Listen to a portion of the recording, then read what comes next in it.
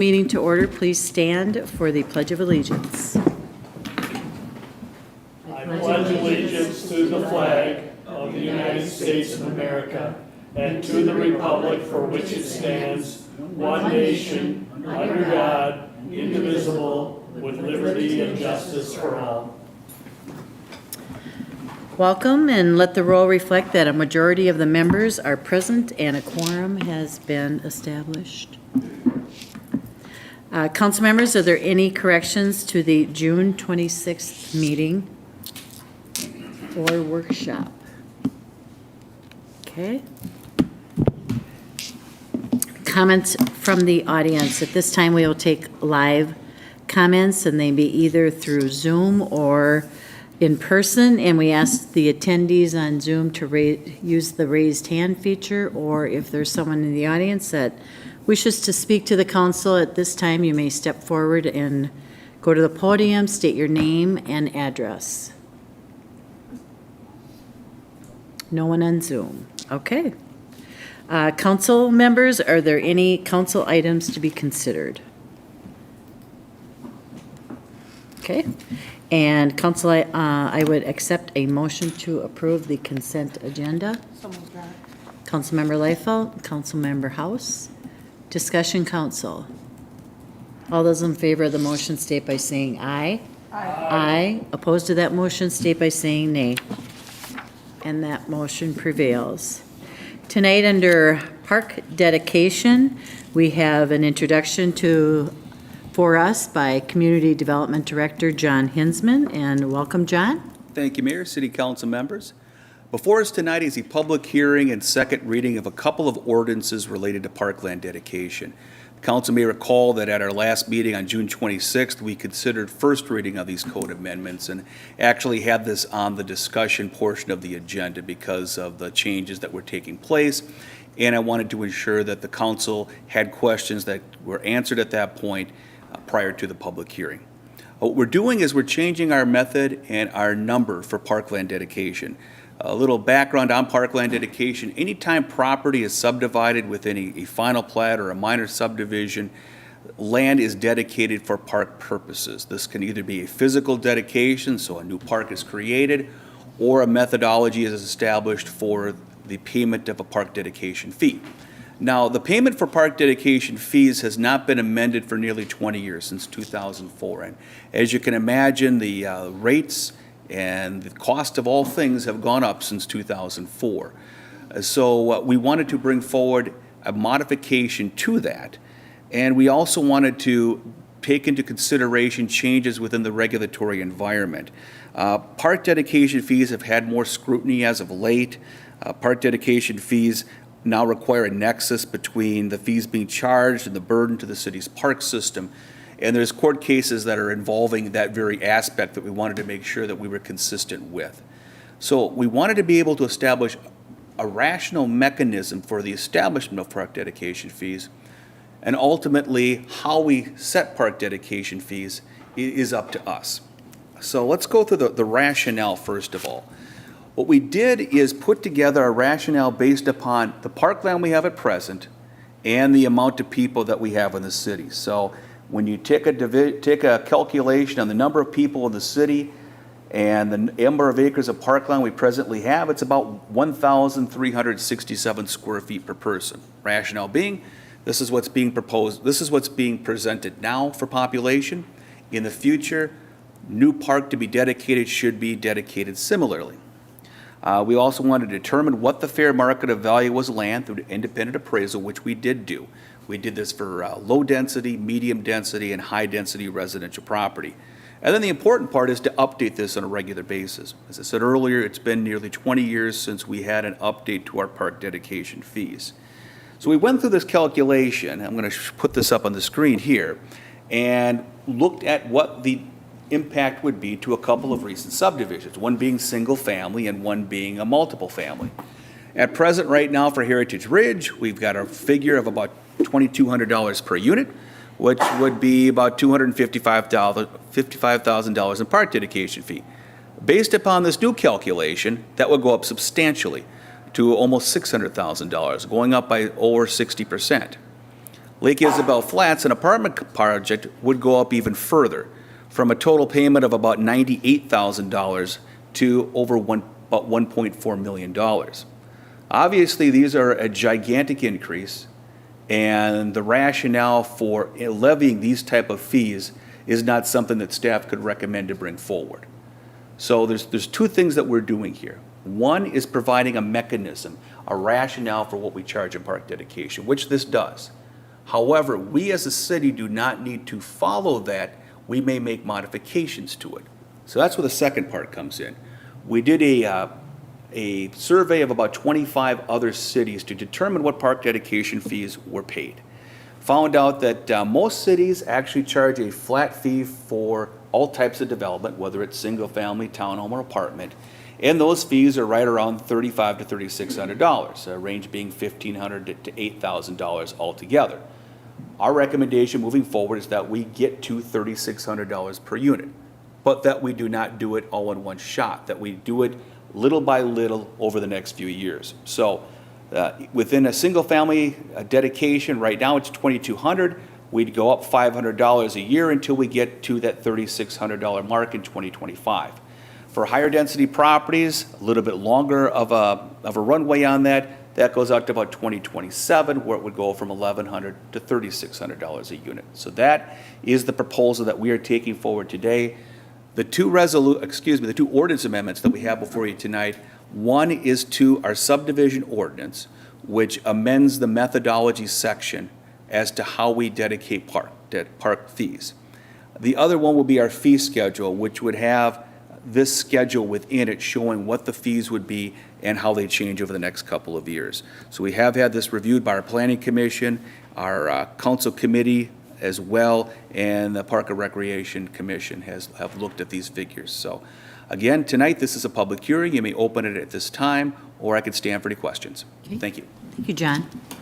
And council, just to add, these are closely related ordinances, so let's hold the public hearings together and vote together. Okay, at this time, I will open the public hearing. Anyone wish to speak to the public hearing in the audience? Anyone on Zoom?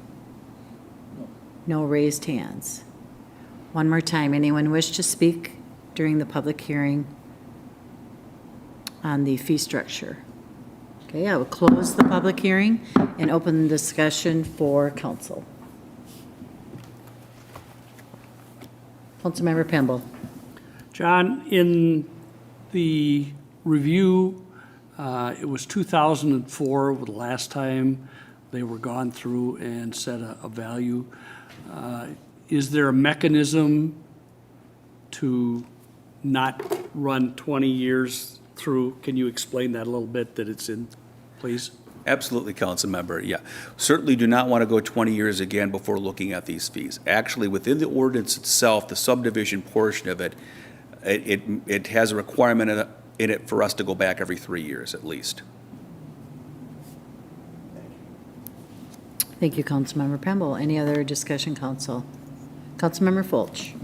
No, I just wanted to say thank you, John and Chris Jenkins, for all the work that you've put into coming up with these recommendations for us. We very much appreciate all the thought that went into this, and that you've made it a green ordinance, and that we'll be able to keep up on inflationary adjustments as they're needed in the years to come. And I think that it's really a great recommendation that you've brought forward. So thanks again. Thank you.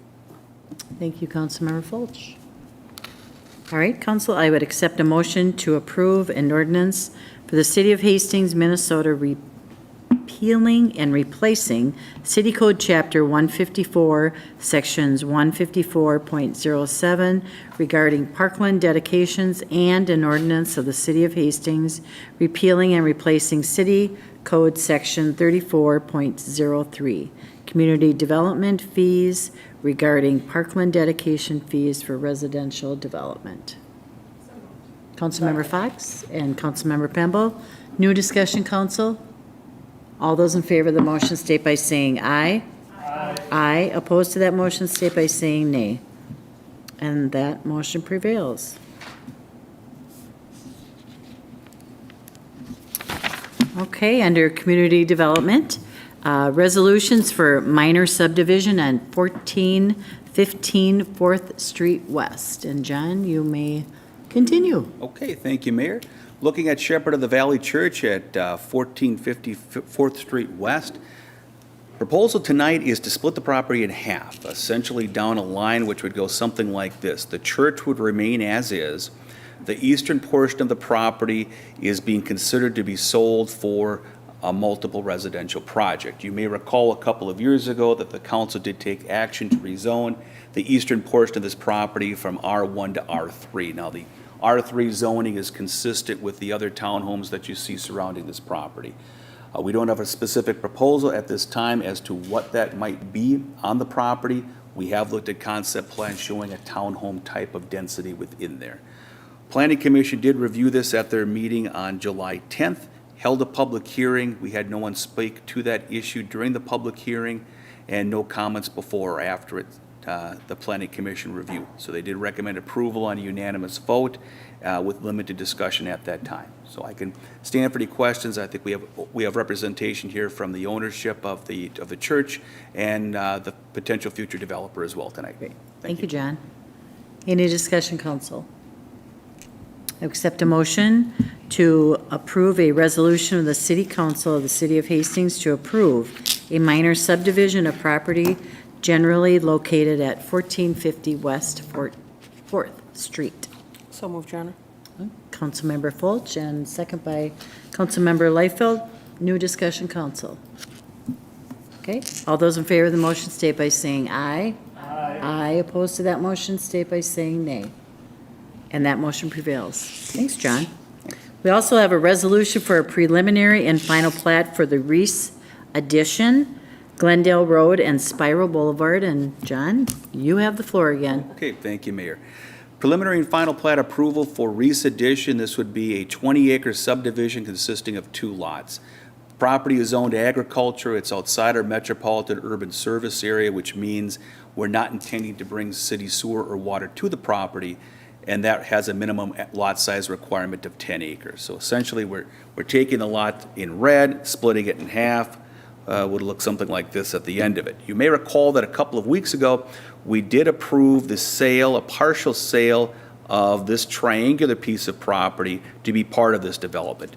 And one of the requirements of that sale was that the area that Spiral Boulevard now transverses would be platted as right-of-way as part of this approval. So nothing would change with the geometrics or anything with the roadway for Spiral, but it would be within its own dedicated right-of-way. So we did have this reviewed by the Planning Commission at their last meeting. During the public hearing, we did have a couple people speak to the issue. It wasn't necessarily objection to the plan itself, but just some concern about stormwater drainage that's been occurring over time there and the impact that it would have to the development. So we did have a condition, a boilerplate condition we have in all subdivisions, that during the grading and drainage review of the project, that there's not more rainfall going off of the property as runoff than coming into it per our stormwater requirements. So I can stand for any questions for this. Thank you. Okay, thank you, John. Councilmember Liefeld. Thank you, Your Honor. John, first, I think you answered my first question, because when we look at the map, it's on the south side of the road. So that property is owned by them, but we've got the easement for the road. Yeah, so this would be, right now, this triangular piece is owned by us. Right. But we're going to be selling that to them to be part of the subdivision, and then Spiral Boulevard would remain a city street with its own dedicated right-of-way within it. The lot line would be split here, so you'd have a driveway entrance for a home coming off of this location and another one coming around this location. I guess my question then would be, why is that triangle spot that we're selling off not north of Spiral Boulevard instead of south? Okay, got it. not. So it is, yeah, Spiral Boulevard comes about here. We're selling it a little bit further to the south because we have an 80-foot right-of-way that we typically plat for collector roadways. So we want to make sure that we've got that 15 or 20-foot boulevard area that we typically have within the right-of-way. So this at no point could turn around and impact Spiral Boulevard getting out there? Correct. Okay. We've ensured through the sale and platting process that that remains public. And when you talked about, at the meeting, there was some concerns about stormwater runoff to the development. What development? The one up on the hill above it? More owner to the north here with, you Okay. can kind of see some grading that occurred when this was a gravel mine. And then, I guess during large events here, coming off of Spiral Boulevard that impacts the east side of Glendale Road. Awesome. Thank you, Johnny. I appreciate that. And with that, Your Honor, I'd like to make a motion to approve as recommended, please. Okay. Thank you, Councilmember Lightfoot. And Councilmember Fox, new discussion, council. All those in favor of the motion state by saying nay. Aye? Aye. And opposed to that motion state by saying nay. And that motion prevails. Thank you, John. Thank you. Council members, are any announcements or updates, or Councilmember Fulch? Thank you, Your Honor. I just wanted to give folks an update that in my capacity as a council member, I am serving on one of the League of Minnesota Cities policy committees. I'm chairing again the Improving Service Delivery Committee, and so today was our kickoff meeting. It's a series of 3 meetings where we will determine policy recommendations for the league, and I just wanted to let folks know that I did take the opportunity to promote that the league support legislation to support cities as we're moving forward with PFAS and the lowering of what the acceptable standards will be and the financial impacts to our community, and that, more needs to be done monetarily, to support our communities. It was interesting that there was interest in this particular issue. The city of Rochester had chimed in that they also have a $60 million PFAS water drinking treatment, or a drinking treatment facility in the works. And so it was really interesting to hear that they're in a similar situation as we are. I guess the difference is that they have a much larger population and commercial development that's available to help support such an initiative, but they too were in a similar boat. And so there were a number of legislative changes that happened this last year, things that I wasn't even aware of. So there is a 4-page memo that's available that I'll be happy to send to you all, that has, what the legislative changes were of this last session, and some of which do impact cities. For instance, there was one about native landscapes that was a change where we've lost local control in being able to regulate these things, and they had gone on to say that there's an article that's available right now on the league's website about this, highlighting it, and that we can no longer limit natural landscapes in people's residential yards, and that there were other limitations. And so I thought, okay, well, geez, we need to talk about that. That's the situation, and how does that impact our weed ordinance and things of that nature, right? Another thing that's coming with the group, there was a resounding agreement that we needed to talk more about the impact of the new cannabis legislation, and I just wanted to let Ms. Land, our city attorney, know that. They said that there's gonna be a webinar next week to give a lot of the details, but what they're really looking for is they would like feedback as to what we should include, the league should be including for recommendations to update the legislation that was just passed. And so I thought you might like to hear that. They're taking input. And so I'm guessing that will be one of the initiatives probably in July that we'll talk more about. And so as you're doing your work, if you have any recommendations that you'd like to bring forward, please let me know. I'm sure there are. So yeah, we appreciate your patience in having to digest all that information. So anyhow, I'll find the overview from the league, and I'll share that with you, and I'll keep you updated on things that are to come.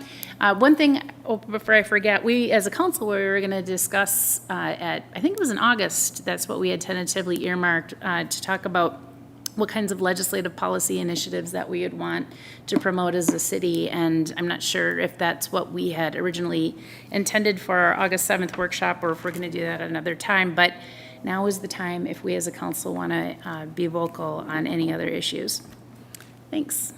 Thank you, Councilmember Fulch. Any other updates, council? Okay, I have a few announcements. Thank you to the Hastings Chamber of Commerce for putting on Rivertown Days, which starts this week. And thank you to all the sponsors and volunteers. This is such a fun event and really does show off our community.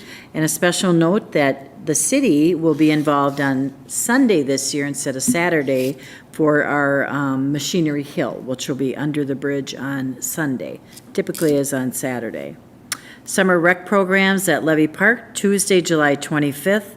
Performance in the park is Etc. Theater and Madagascar Junior, which is sponsored by Smead Manufacturing.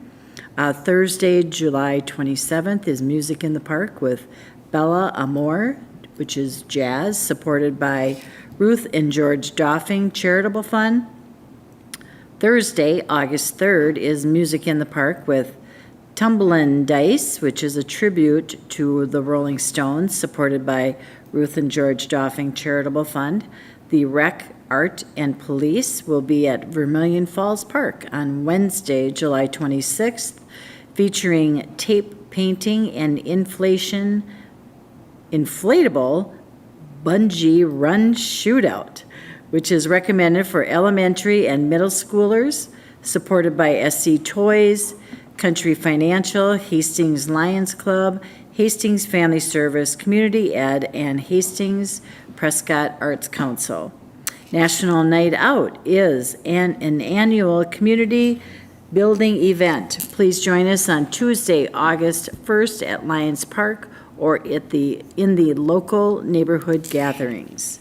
Moving forward for the meetings, Tuesday, July 18th, 7 p.m. Heritage Preservation Commission. Wednesday, July 19th, 6 p.m. Parks and Recreation Commission. Thursday, July 20th, 6:30 p.m. Public Safety Advisory Commission. Monday, July 24th, the Planning Committee has been canceled. Planning Commission is at 7 p.m. and City Council special meeting is 7 p.m. Tuesday, July 25th, is a City Council special meeting at 7 p.m. and Monday, August 7th, 5:30 p.m. City Council PFAS workshop and then a 7 p.m. City Council regular meeting. I would accept a motion to adjourn. Councilmember Pemble and Councilmember House, and all those in favor of the motion state by saying aye. Aye. Aye. Opposed to that motion state by saying nay.